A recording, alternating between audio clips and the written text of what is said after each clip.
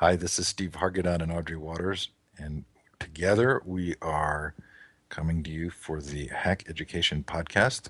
That's And right. Audrey, you've not only reduced your blogging, we've reduced our podcasting. It seems to be, I know, I'm glad you didn't intro this as the weekly podcast since we haven't been doing this weekly, and I'm not sure we will um, since sort of we base this on the writing that I do, the blogging that I do every week, and I'm sort of changing the frequency with which I'll be blogging. So, Yes, and I've been discovering that the Fridays have been a little bit harder for me, yeah, so maybe that will come into play as well. right. Well, I think that we left off at a place where your next post was your projects for 2013. Does that Yes, sound right? that sounds right. So this is a really fun list. Um, Tell us about the EdTech guide. Well, the EdTech Guide is something that I've been working on for a while. I mean, it grew out of the Audrey tests, which is this which initially was are the sort of the set of questions that I asked that I'd like to see a lot of education entrepreneurs, technology entrepreneurs be able to address before they dive excitedly into this hot new world of EdTech entrepreneurship. And so I've created a guide that one part of it is some pointers to help folks who are new to education, technology entrepreneurs who are new to education, learn things about education. But I'm also really interested in helping educators get a better understanding of the technology sector. So I think, ideally I feel as though these two groups, although they come together in this lovely hyphenated thing called ed tech, these two groups are so disparate at times. They have different goals, different missions. And so I feel like we have to do a better job of sort of bridging the understanding if we're ever going to create meaningful sort of, do meaningful things with technology. As I look at this list, I'm fascinated by the lack of revenue models for each of them. We've talked about the EdTech guide before, but I'm thinking, how are you going to support that? Is there anybody who would care enough to fund you to do that? I'm not sure. I mean, I think for right now, the revenue model, it's probably not listed on this one, is, I've been doing a lot more speaking. So for right now, probably the speaking engagements. And perhaps the book I'm writing will be a New York Times bestseller, but I won't hold my Yes, breath. the book. That's further down on the list, but let's talk about it now. So, are you telling anything about that, or is it under wraps? No, it's not under wraps. So I've started to work on a book, really what was for me one of the most interesting trends that I wrote about in my 2012 EdTech Trends series.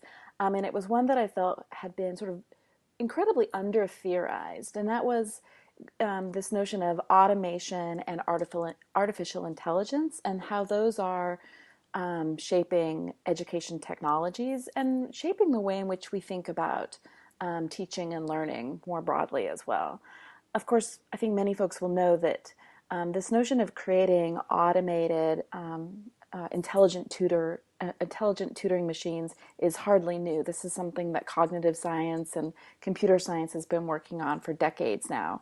But I was really struck that, 2000, if 2012 was the year of the Mooc, I was really struck that the three most well-known Mooc projects all came out of AI departments.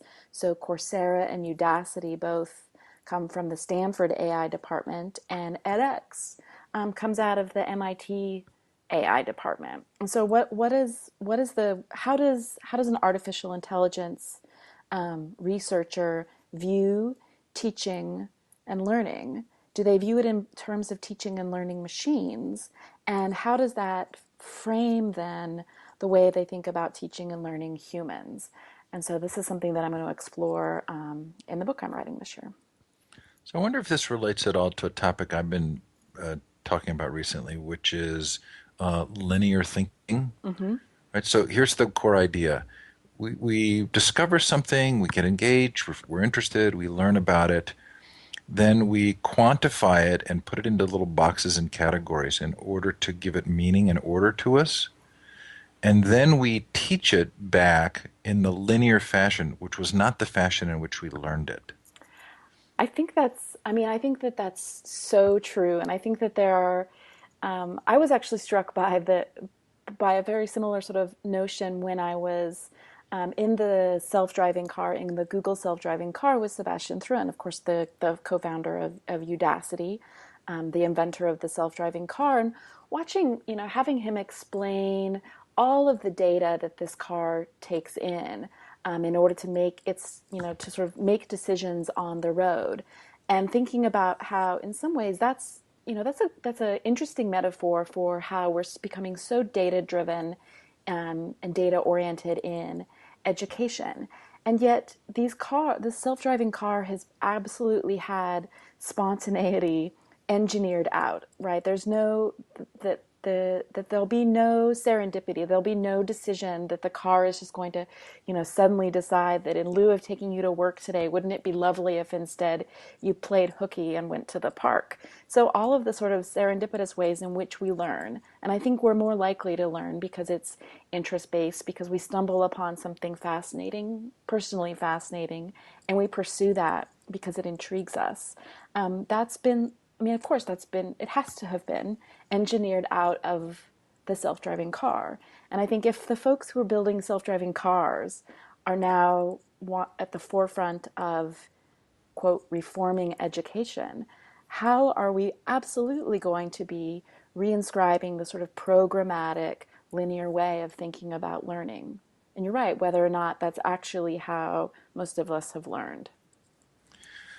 So I'm thinking of Kevin Kelly's What Technology Wants Yeah. and his beautiful chapter on the Amish. Mm-hmm. I don't know if you read that or remember it, but this idea that a community would sort of voluntarily evaluate new technologies to determine if they were actually going to improve the quality of life, Right. and how radically difficult it is to think of our doing that. Yeah, I think particularly the ways in which technology is it's. Technology comes with all of these other narratives. I think that Kevin Kelly talks about this sort of this move towards greater efficiency, this move towards these things, towards greater scale, and I think as well it's also caught up in money, power, and politics, increasingly so. And we don't necessarily have an opportunity as citizens to counter some of these larger narratives, I think, that are being underwritten by major corporations, by investors, by a sector that doesn't actually take our input, that only sees us in terms of users, data, or perhaps consumers. Well, that becomes a self-reinforcing catch-22 kind of cycle, right? Which Yeah. is the less that we actually have to make decisions, the less likely we are to be able to think independently, to be able to evaluate the next thing that comes down the pike. Uh, Absolutely, and I think that it's, I think that to me, it's so interesting that this would be something that we would even be sort of, that we would find intriguing or interesting about education. And so, what is it about all of these other narratives that we hear about education, right? That education is failing, that education no longer meets the needs of, of a 21st century workforce. All of those things, I think, that are now sort of in some ways reinforcing a solution that's feels quite wrong. Okay, well, can't wait to read the book. Can't wait to hear about the book. I'm sure we'll keep talking about it. Which is, you talk about doing more long form writing. So aside from the book, is there other kind of long form writing you're interested in doing? Um, I'm not sure. I sometimes think that I should sort of write for other publications, but I think for right now, I want to focus on the book. The hustle of freelancing can be challenging, and my first priority, I think, has to be getting a book done, which is, involves a lot of research and interviews. So I'm actually looking forward to spending time writing a book and not a blog. Okay, so of the other ideas that you talked about, one seems to really match up with that, which is the Education History Book Club, Yes. right? So that probably, I can see that really meshing well with your thinking and learning. So we'll can't wait for that to happen. Any immediate plans? Bud Hunt and I just chatted yesterday, actually, and we've created a Google Plus community. Is that what they're called? Google Plus Yes, group? it's a bad choice. It's a bad choice? I think it's a bad choice. I love it that you're going to do the book club. The problem with the Google Plus communities is that it's really hard to find thought threads. Once something Oh, passes away from that first page, and you can use the categories, but there's no really good organization with it. Well, let's say this. I'll really be interested in how it goes. okay. But for me, that was what Ben Rhymes is doing one called Book Club 106. Right, right. And I'm really curious to see sort of what platforms are. He's going to come on Future of Education. We're going to talk about virtual book clubs. Excellent. But for me, one of the core issues is the ability to find later threads of interesting thought. So a year from now, I'm reading the book and I want to go see what was said about it and what the conversation was. Hmm. Can I find those? Right, right. I Well, didn't mean to sound so negative about no, no, Google no. Plus. That's all right. That's all right. This was my first click accept on joining a Google Right. Plus community, so I can't even have an intelligent response other than this is the first one I've joined. So we'll see Well, how it I works did out. we did an event where we actually drilled down on Google Plus communities the other night and sort of some real detail. For me, there are two sort of issues related to book clubs. One is the difficulty of finding that thread, right? Yeah. Where was that discussed? And the second is unless you reply to a post so that you will continue to get updated, really brilliant writing that comes afterwards in that post in terms of responses you never see. Hmm.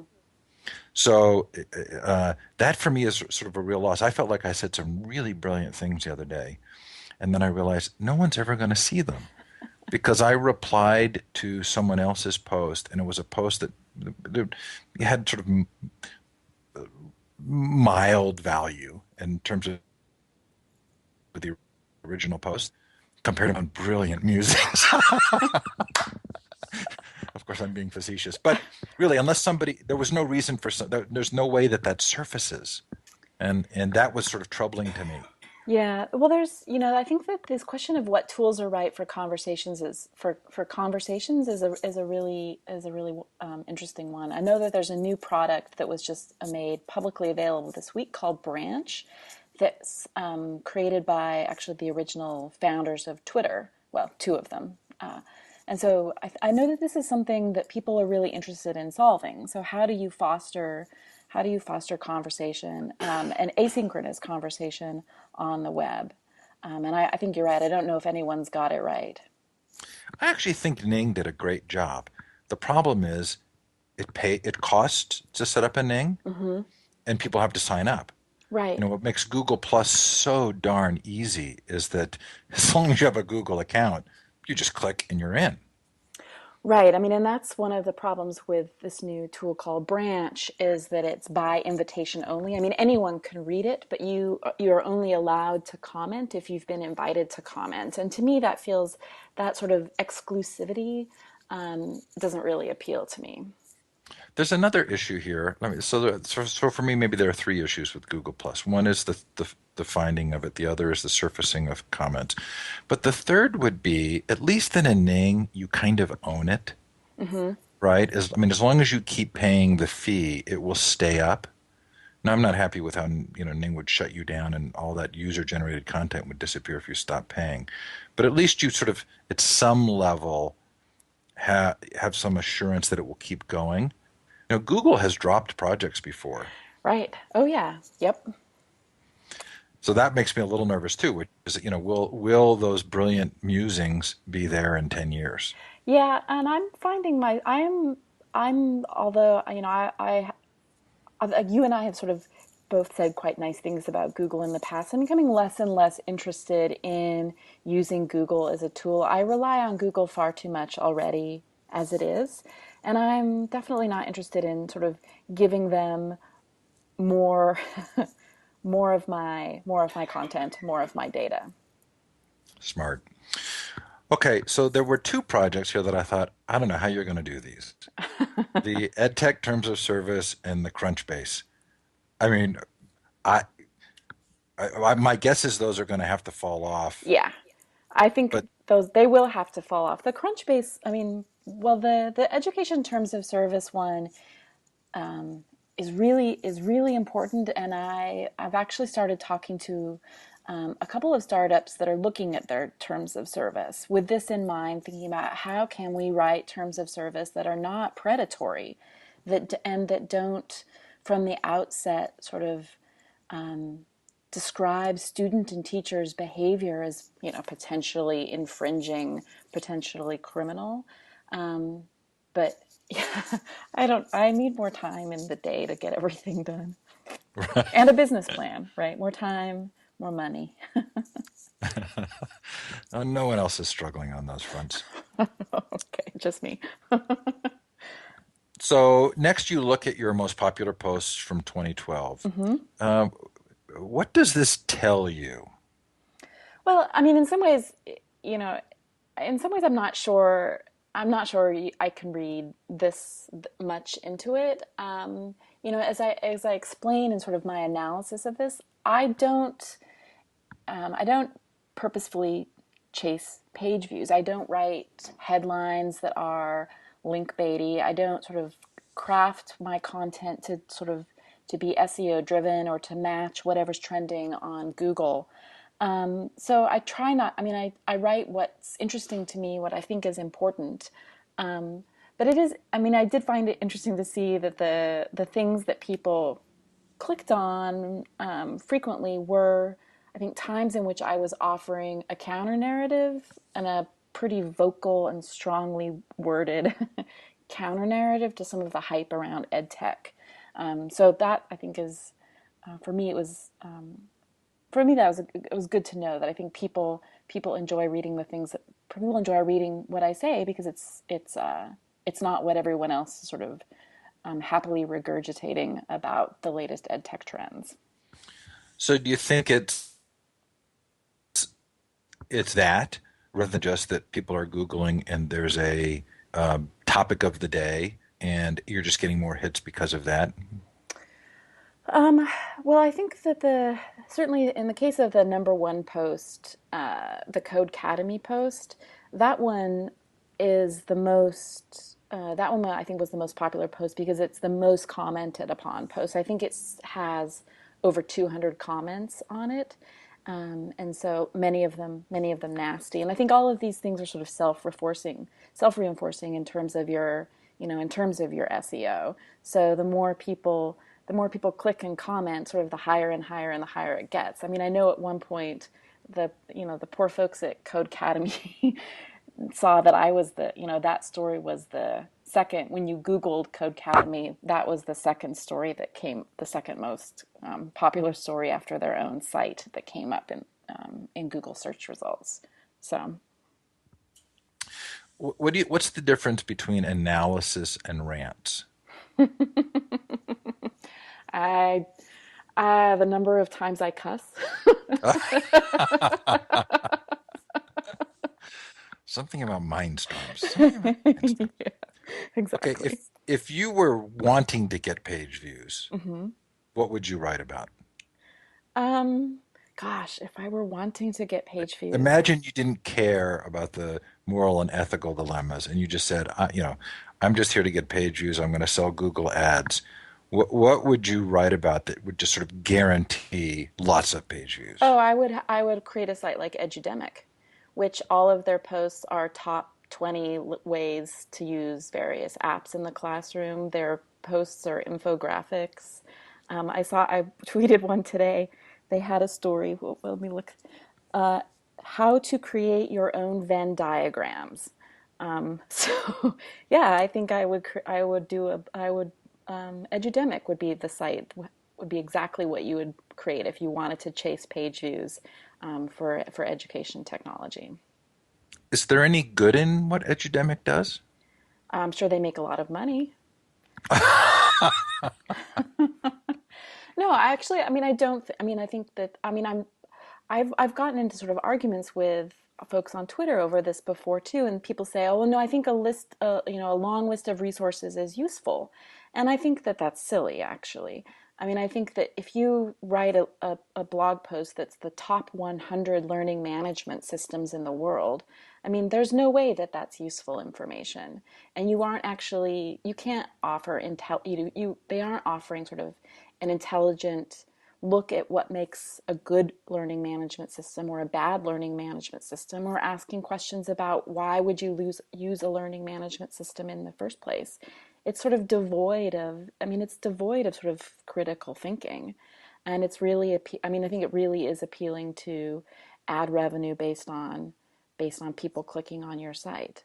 And I think that I think that people need more than a list of, you know, people need more than a list of resources. You need a thoughtful reasons why things are good and why things are not so good, particularly when you're talking about using them in the classroom. Yeah, but you've just described every packed room at a ed tech conference. Oh, I 60 tools in 60 seconds. that's, and I'm sure that's, I mean, and that's partially why I think that that this is making that site a lot of money. I don't think that those sessions are particularly useful either, although they're popular. It's the SEO, that's the SEO version of conference planning, right? Exactly. Okay, so let's talk about why you're not making ed tech predictions for 2013. Yeah, this was, I'm not sure I articulated this well. And I had a really interesting pushback on this post from Dr. Tony Bates, who said, this might be, making predictions is risky, but it's absolutely necessary. And I'd spent some time recently reading Nate Silver's book on predictions. And I think one of the reasons why I opted not to do the predictions this year was sort of based on some of the things that Silver said in his book, where he makes he wants to make a distinction between sort of punditry and predictive modeling. And I think that I wanted to sort of highlight the fact that a lot of the predictions that people make, and of course, many of them are sort of tongue in cheek. New Year's predictions are sort of a tongue in cheek genre of blog posts.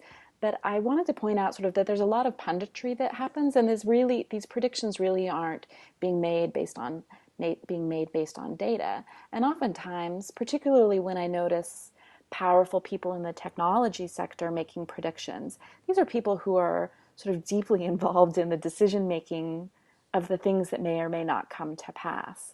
And so I just wanted to sort of strike a cautionary note about who's making predictions and what those predictions are, and what sort of hoping that folks think a little bit more critically when they see certain publications or certain authors sort of arguing that this or that is going to be the hot new trend in education technology. Are they investors? And what are their investments, whether or not it's a financial investment? What are their investments in things coming true? There's a difference between being self-serving and seeing the world through a certain lens, True. Very true. right? And interestingly, if you were going to make 100% accurate predictions, you would predict edudemic will grow, right? Yes, right. So I don't think you've ever been in the business of making 100% accurate predictions, but I No. like how you've sort of parsed that out and realized it. Yeah, and I mean, and I think, it's interesting. I was thinking actually yesterday, and we'll get to this news story in a bit. One of the predictions that I most certainly would have made, and I would have made it after, as I said, spending some time with Sebastian Thrun, is that this man is going to change the way in which higher education happens in the state of California. And I, make that claim based on both his technological fame, his the connection that he has to investors, and his political connections as well. And so I was thinking yesterday, boy, I should have gone down to Vegas actually and made that bet, because that's actually a pretty sure bet. But I mean, I think it is. I mean, I think some trends are, and some trends are. I certainly have my eye on trends. I think you could tell what I'm monitoring based on the trends I identified as being the most popular last year. But in terms of predictions, whether or not this or that product will roll out or be successful, um, I was just less interested in engaging in that, and more interested in sort of helping think through, who what do these predictions look like, and what sort of data are people drawing on when they make predictions? Which isn't to say, I mean, of course we're not doing predictive modeling. I mean, I recognize that we're not doing predictive modeling when we make these New Year's posts, but I still think it's important to think about, and to be responsive throughout. To be responsive and update, as Nate Silver talks about, sort of recognize when things change that you need to update your model. And rather than sort of a stake in the ground, this will be the position that I always want to defend because I predicted that it'll come to pass. But I feel like there's an alternative, right? So I don't, when CNN comes on and says we've just polled people about gun control, y- you know, I I don't even know how to read that information, because it feels as though it's actually part and parcel of the larger conversation, and is it going to influence him? It's very hard to actually feel like there's something of real value in that number Mm-hmm. often. Right. What you're saying, what I hear you saying is, here's some things that I think are going to matter this coming year. My personal views on them are probably not going to be the majority view, Mm-hmm. but I think they matter, Right. right? And that's different than predicting or Yeah. poll taking. It's saying, here's some things that are of importance that are going to come up this year, Right. that through the lens of Audrey Waters, here's why I think they're important. Well, and I think that those were, I I felt that as well when I was writing all of the posts on EdTech trends for 2012, is that there were things that you and I had talked about again and again and again that clearly were not trends, right? So we had talked a lot about, for example, learner agency. Clearly, that is not a trend. As much as we sort of identified things going in other directions, as much as we identified, surveillance, control, this question of agency, although we talked about it a lot, and although I think it matters to both of us greatly, it's clearly not something that's really at the forefront of many of the conversations that we're having around the future of education. I do like the hedgehog Yes.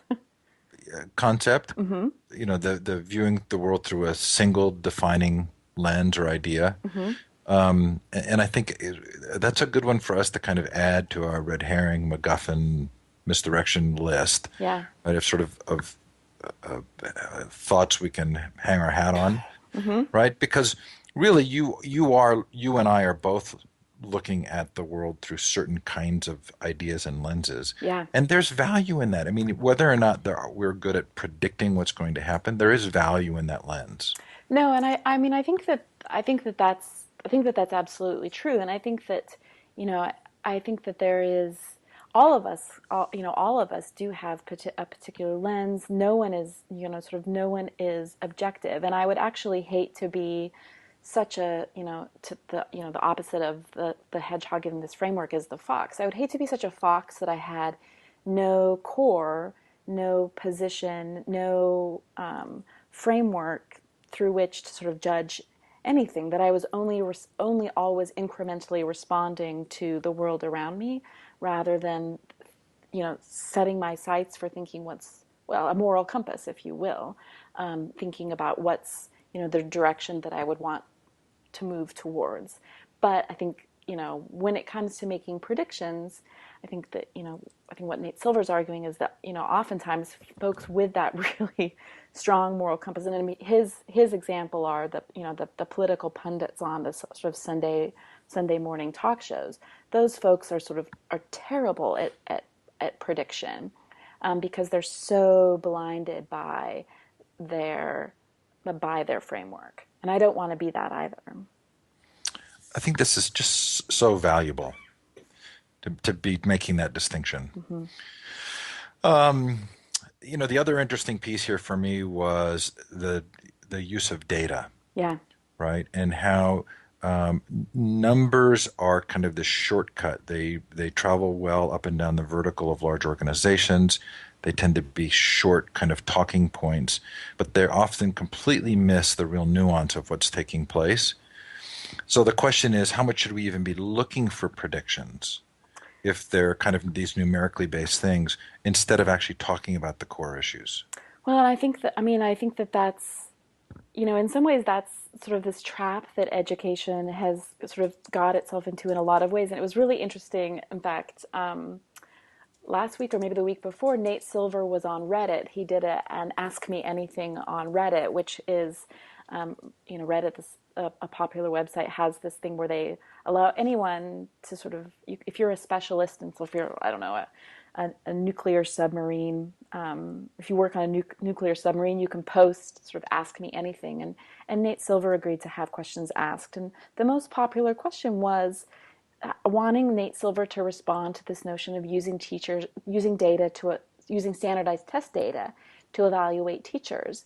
And I thought, how funny that then sort of Nate Silver gets to sort of weigh in as this data specialist about, rather than actually unpacking things further.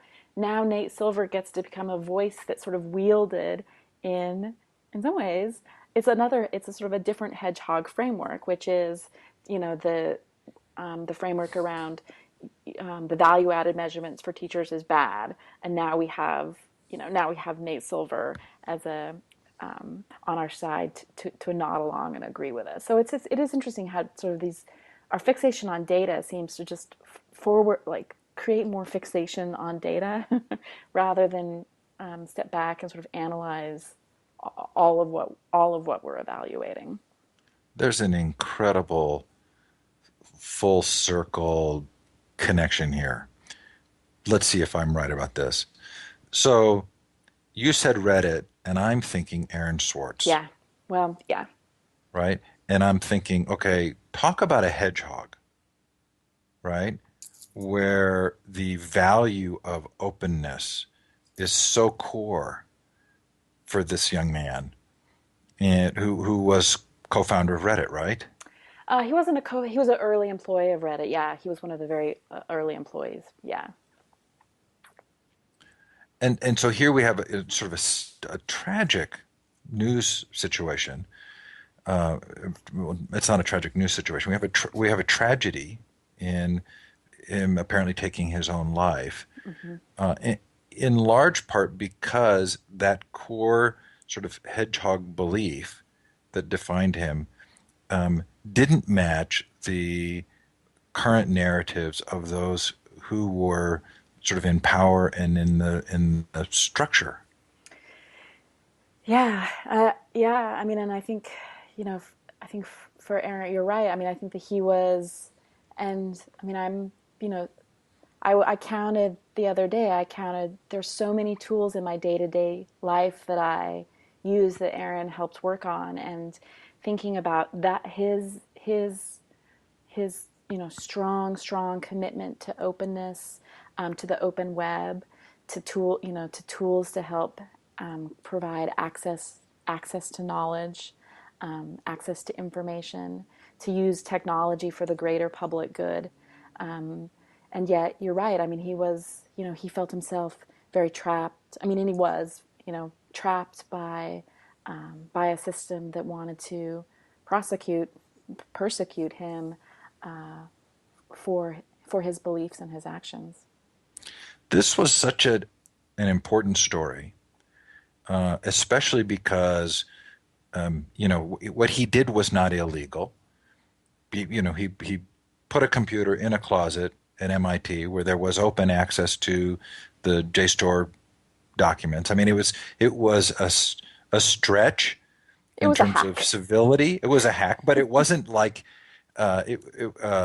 It fascinatingly did not fall on the other side of legality. No, he violated the terms of service of JSTOR, and he probably he wasn't a student at MIT, a student or employee, so perhaps he violated a code of conduct for the MIT network, but that's even unclear. But if anything, he violated the terms of service for JSTOR, and JSTOR, opted. They didn't press charges. But I thought JSTOR had made available their articles for anyone on the MIT network. Yes, but I don't think I don't think 4 million documents. Downloading 4 million documents in one, writing a script to download that many documents, I think violated the terms of service. I mean, he came up with a clever. Yeah, that would be interesting.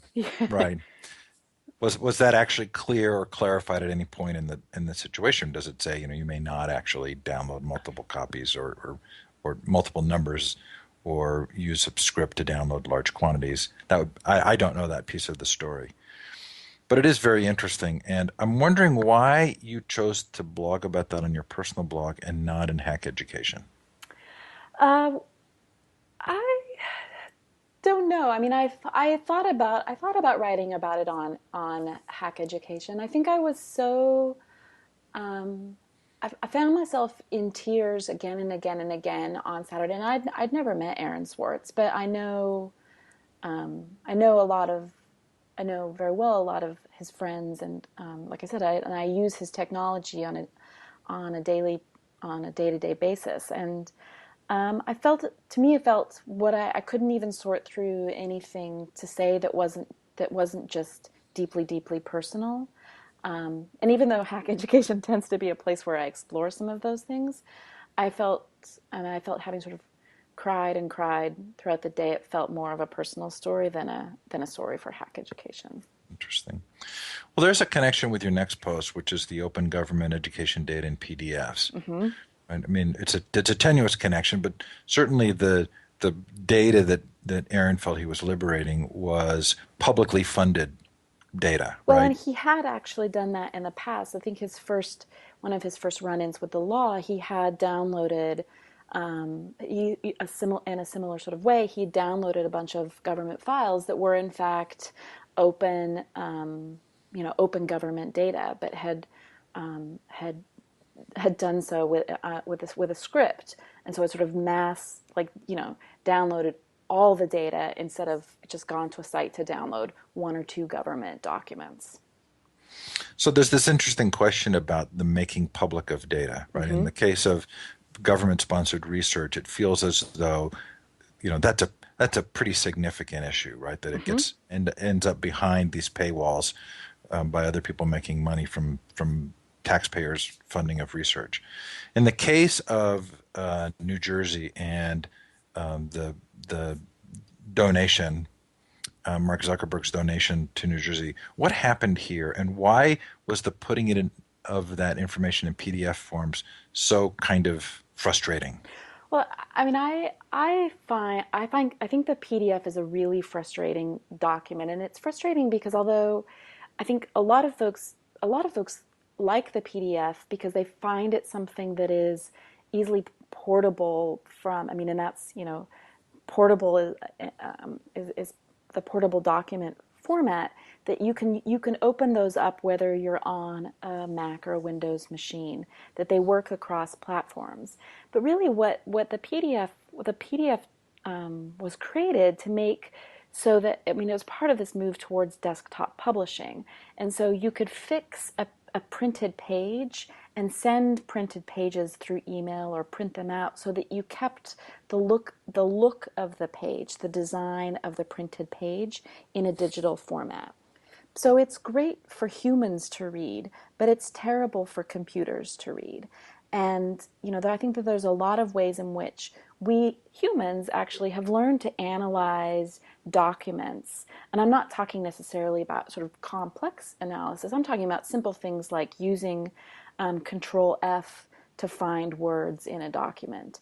And when things are in a PDF format, the data is not easily extractable, particularly when there are complicated tables.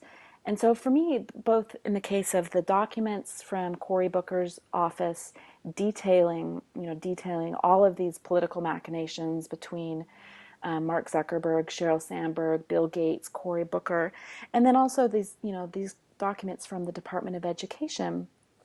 I feel as though if they're in this format, they actually have to be read by humans instead of parsed by machines. And despite all of that I've said earlier Right. about automation, but I mean, they're parsing things by machines makes a lot more sense. There are thousands of pages of documents in those in the Race to the Top grant applications. It doesn't make sense to have journalists, for example, read through those. What makes sense is to be able to use computers to read them and highlight things for us. Or in the most basic terms, just to be able to search across documents. Completely. This Right. particular phrase, this particular transaction, can Yes. I find other references to it? And Yes. it's not like the computer's necessarily going to do the analysis, but it's No. just the ability to actually find things across documents. Right. So do you think this was on purpose? I mean, they scanned in emails into PDF rather than providing the electronic versions. Well, in the case of the documents released from Newark, I had to chuckle because they scanned the emails in and then used Adobe to redact parts of the email. Redact, for example, that it was Bill Gates that Sheryl Sandberg was communicating with. And then, of course, anyone who opened these documents using the pro version of Adobe was able to reverse engineer and remove the redaction and actually read them. So I think in some ways that's just sort of a lesson on um, digital redaction that maybe the city of Newark should think about. But in some ways, this does feel like obfuscation on the part of government, that they aren't necessarily interested really and truly in opening up data. It's they're making gestures towards it, and they can shrug their shoulders and say, "We've done our part. We've made we've made these documents available," and that's true. But I think it's insufficient, and I think that if you talk to most folks who are interested in looking at open government data, I think that this issue of using the PDF is a real stickler for them because it does mean, I mean, particularly in this story, I show a piece of one of the PDFs from the department that the Department of Education posted, and I mean, it's actually illegible for humans. And that's, to me, this is not acceptable, and this does not count as open data. And the government, the city of Newark, and the Department of Education get no credit from me on these sorts of efforts. It doesn't count as open data. So is this sort of part of this bigger story of large amounts of money, lots of high-powered people involved? Is this really about learning? Um, in the case of the race to the top district article, or in the case of the race to the top, I think we should ask that question um, in about the whole initiative. But I was really interested in the race to the top district funding because this was the Department of Education identifying not states that had conformed to their will, but districts that had conformed to their will.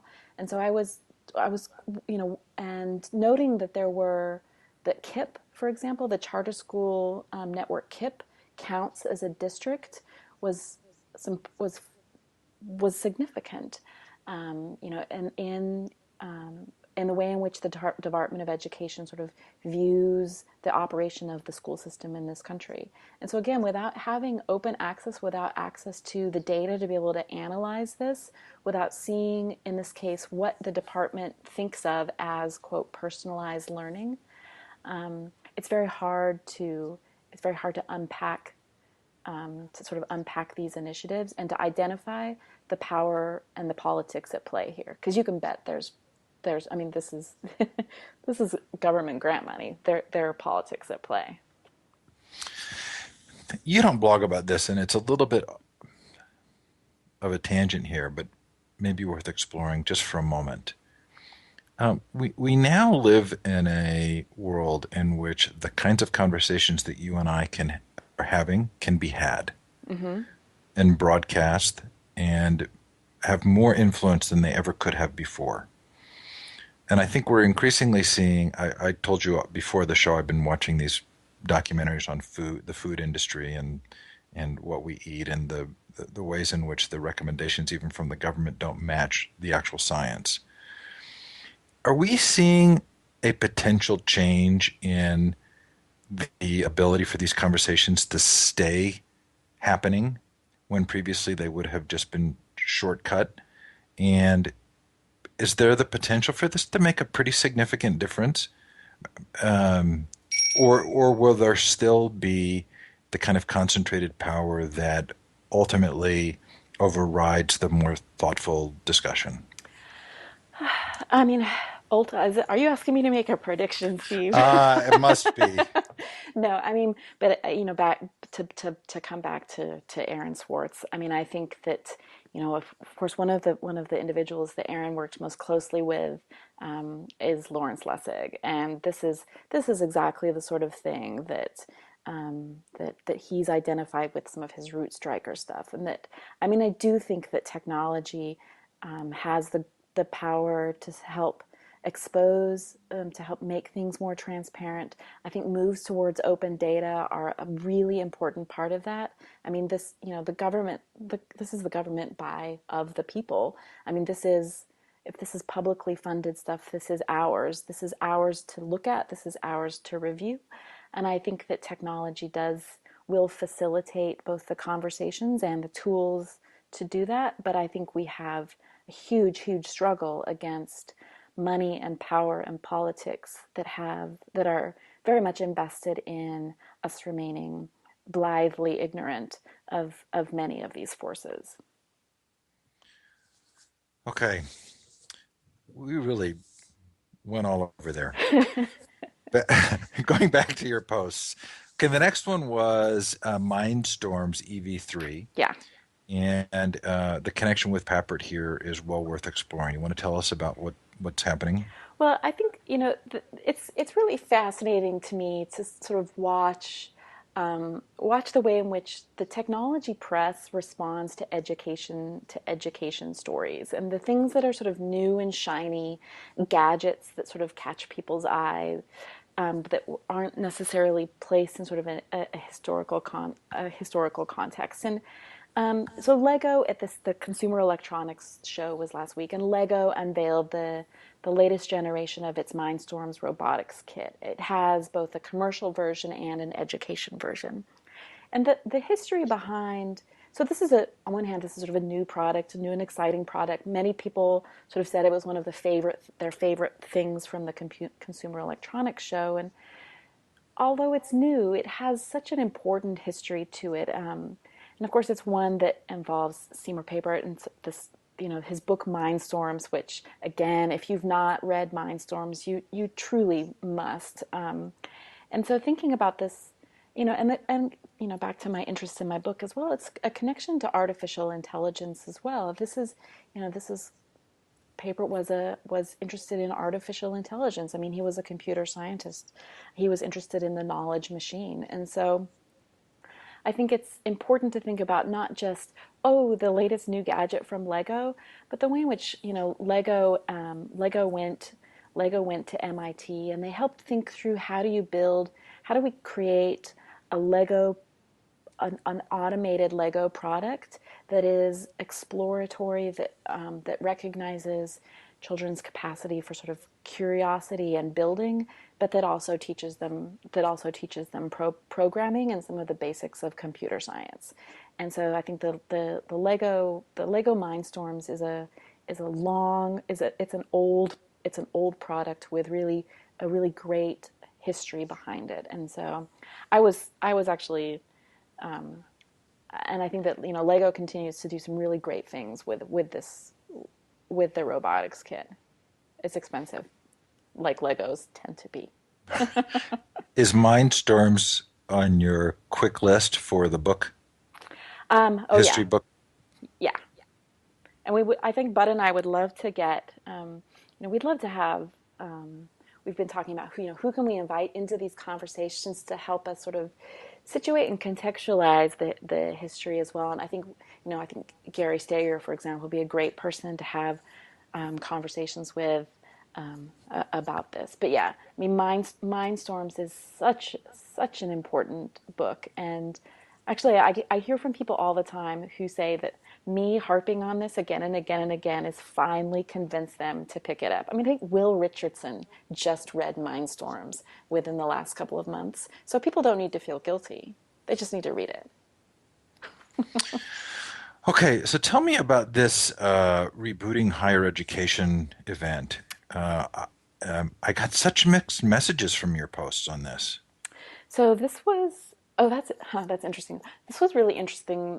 Interesting event at UCLA that it felt like a prelude to a number of sort of political machinations within the state of California. One of which I think we saw yesterday, another one today. The UC University of California Board of Regents had their one of their bi-monthly meetings today. Um, at the last UC Board of Regents meeting, Governor Jerry Brown sort of said that he said while in the middle of the meeting, I've Googled online education and I can see on my iPhone that there are many online education options, and why isn't the University of California system doing anything about it? And so I think that the event last week, the Rebooting California Higher Education meeting, was sort of really, it was a powwow of a lot of really powerful political players, vendors, faculty members, the faculty union. I think to have a conversation that sort of set the stage for today's UC Board of Regents meeting to talk about how what the technology what the University of California, the state of California, is going to look like moving forward. The public education system will look like moving forward vis-a-vis technology. So it was a strange and frustrating and very eye-opening event for me. Okay, so frustrating came through, Hmm.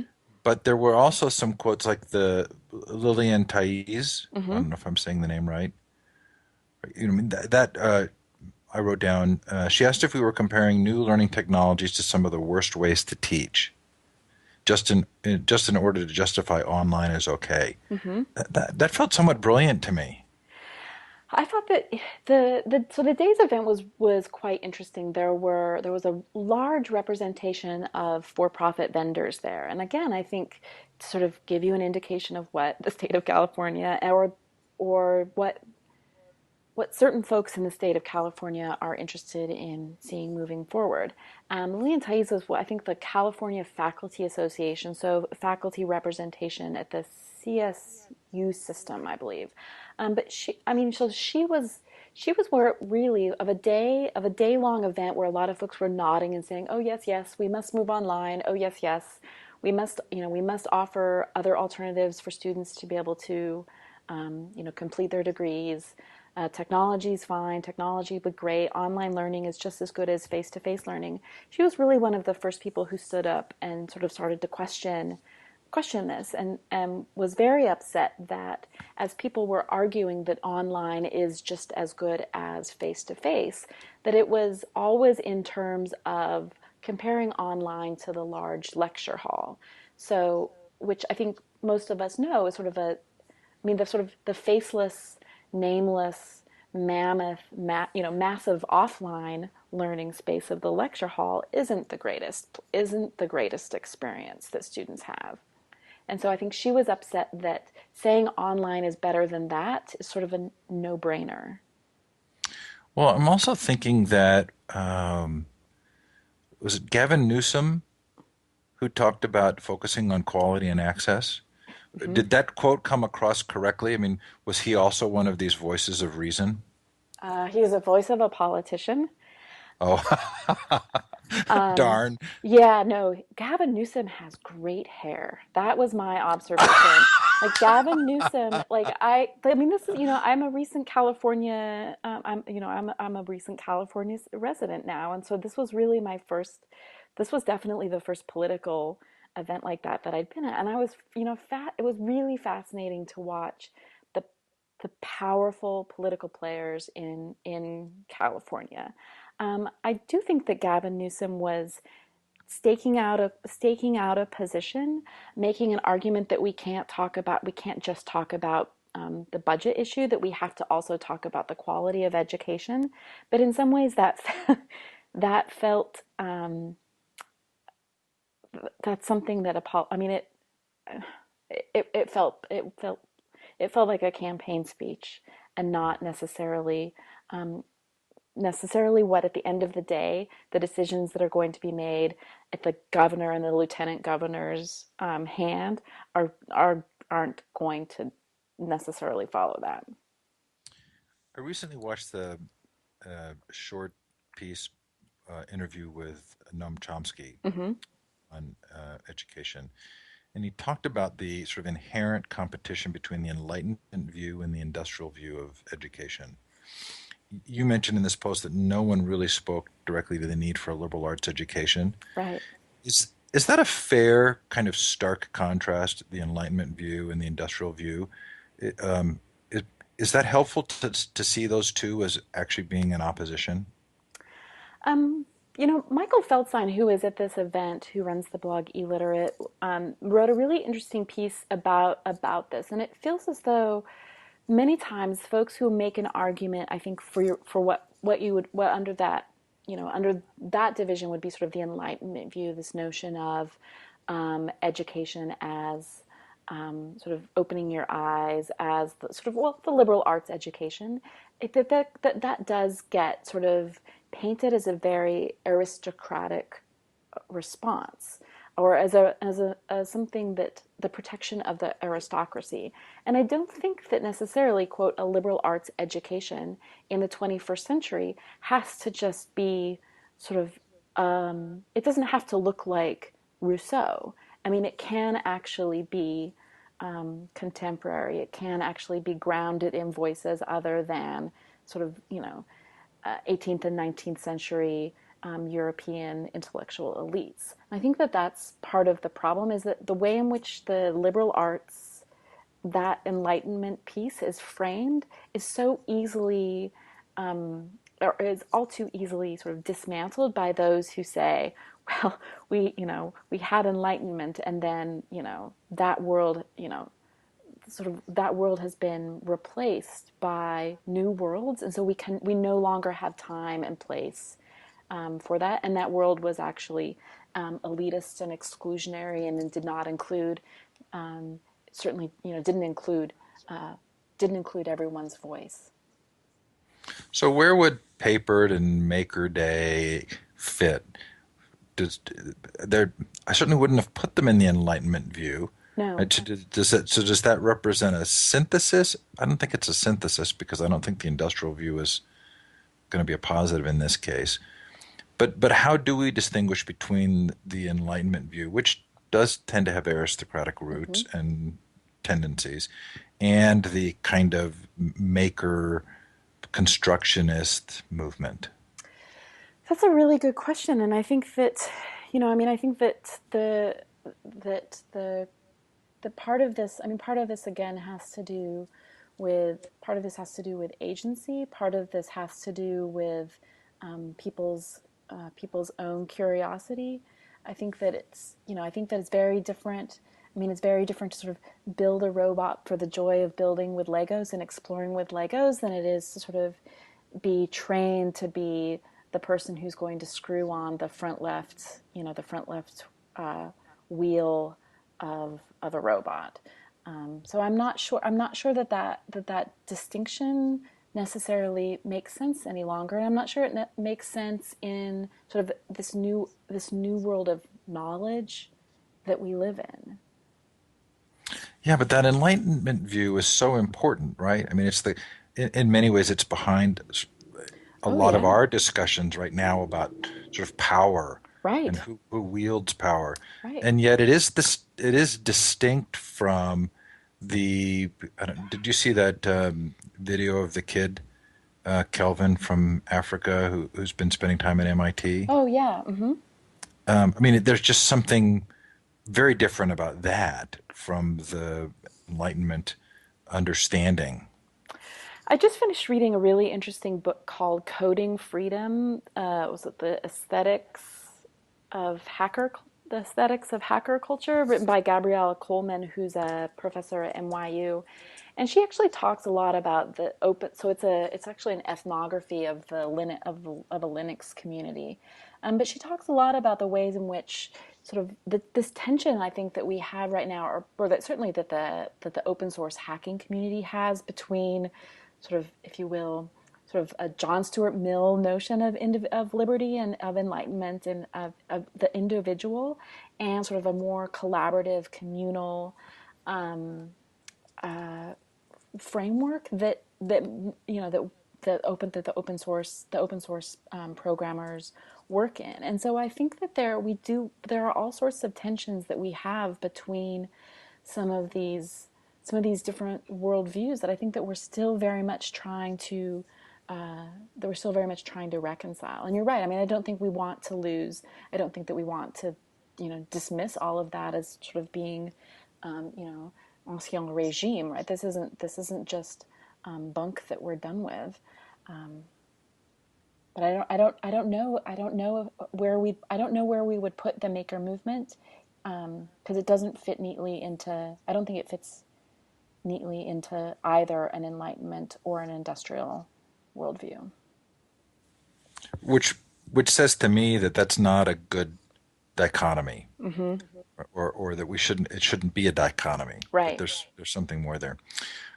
Okay, so we've probably talked about this a little already, but the Moocs for credit coming to California. Yeah. This is a pretty significant announcement yesterday.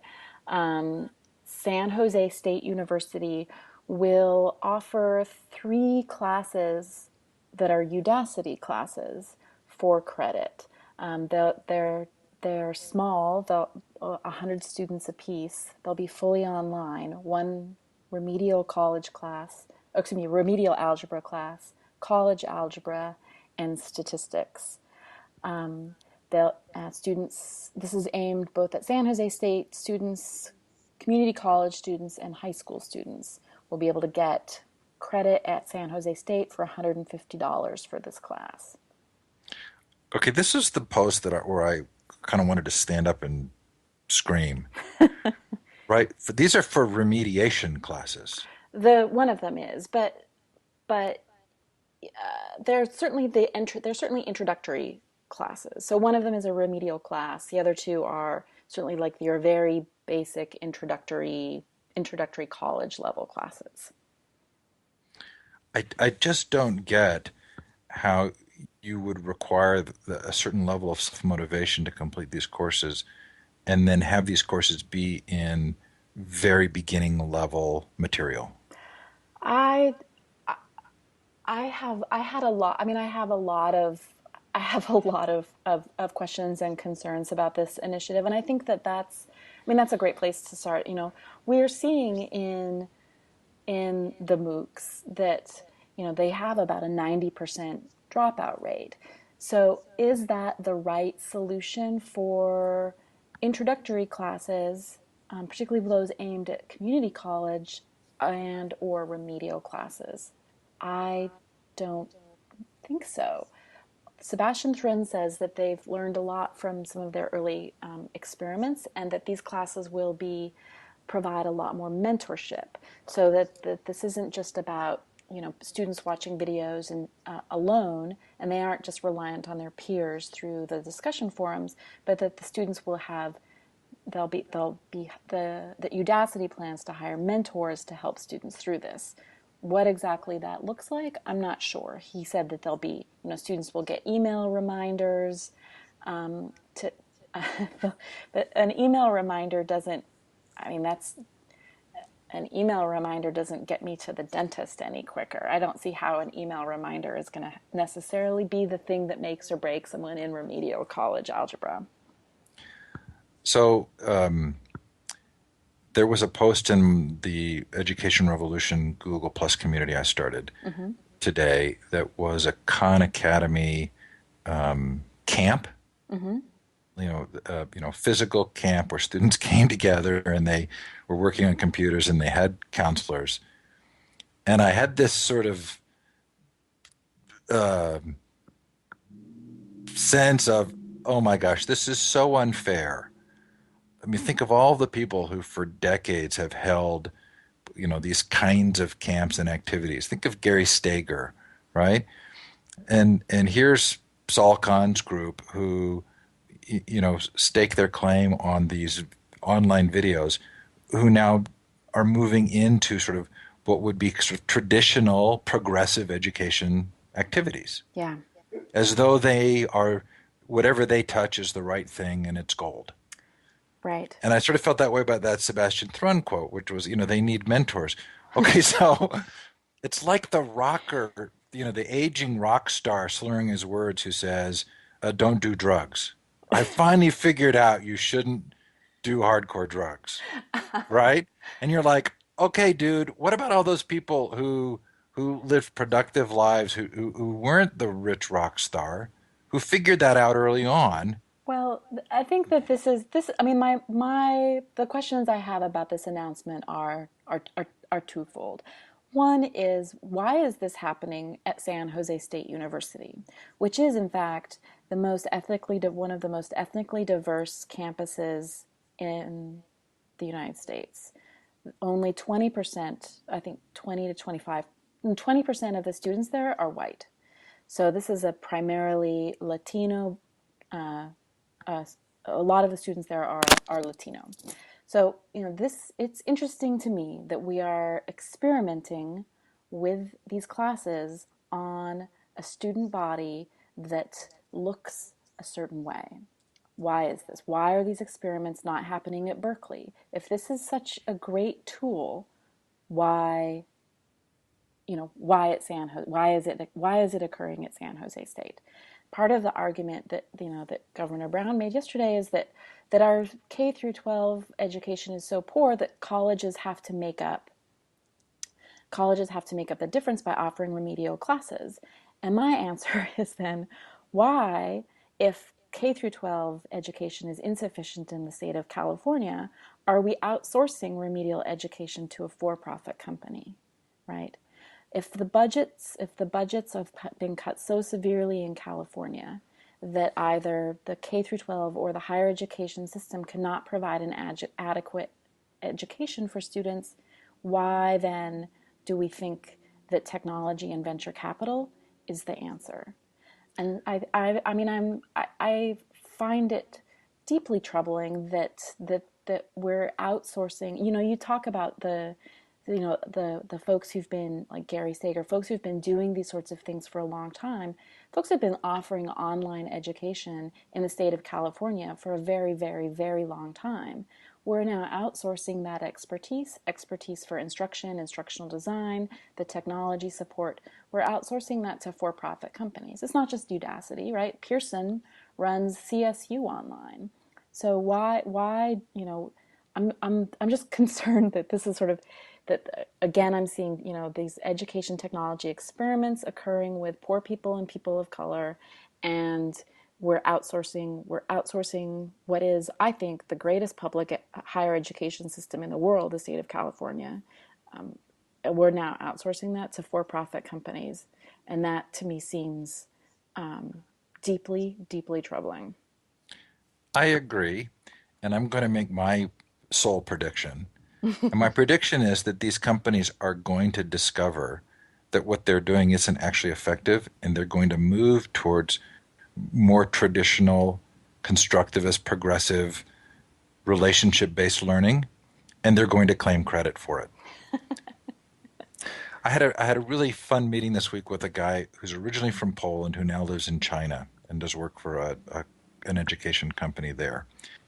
And he said his take on Silicon Valley and the ed tech is that it's more about lifestyle than it is about actual value. Mm-hmm. And I was stunned that somebody from a different culture in a different part of the world would have that assessment of what's taking place in ed tech in Silicon Valley. And I actually thought it was maybe a little accurate. Yeah. Well, when you talk about back to your point about these folks sort of claiming that they've discovered constructivism, I don't know if you saw the rocket ship charter schools that were profiled by Frontline a couple of weeks ago.